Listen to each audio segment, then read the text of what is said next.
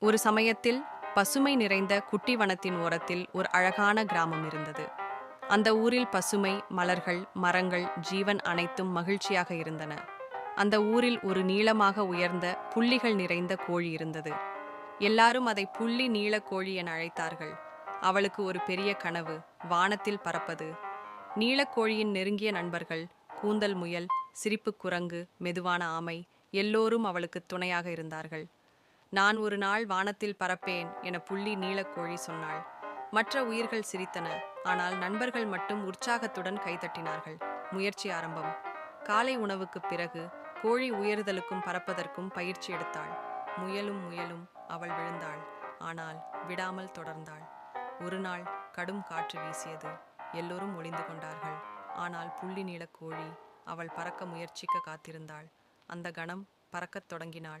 காற்று அவளை தூக்கி எடுத்தது. அவள் இருதயத்தில் ஒரே ஆரவாரம், நான் பறக்கிறேன். நண்பர்கள் குதிக்க, ஆமையும் கூட தன் துரிதமான நகர்வால் கூச்சலிட்டாள். அவள் பறக்கிறாள், நம் நண்பி பறக்கிறாள். வானத்தில் இருந்த சிறு பறவைகள் புள்ளி நீலக்கோழியை வரவேற்று, வணக்கம் வானத்தின் புதிய நட்சத்திரமே என்று சொன்னார்கள். அந்த நாள் முதல் புள்ளி நீலக்கோழி வானத்தின் மன்னி. குழந்தைகளே, கனவை நம்புங்கள். முயற்சி செய்தால் வானமே உங்கள் எல்லை.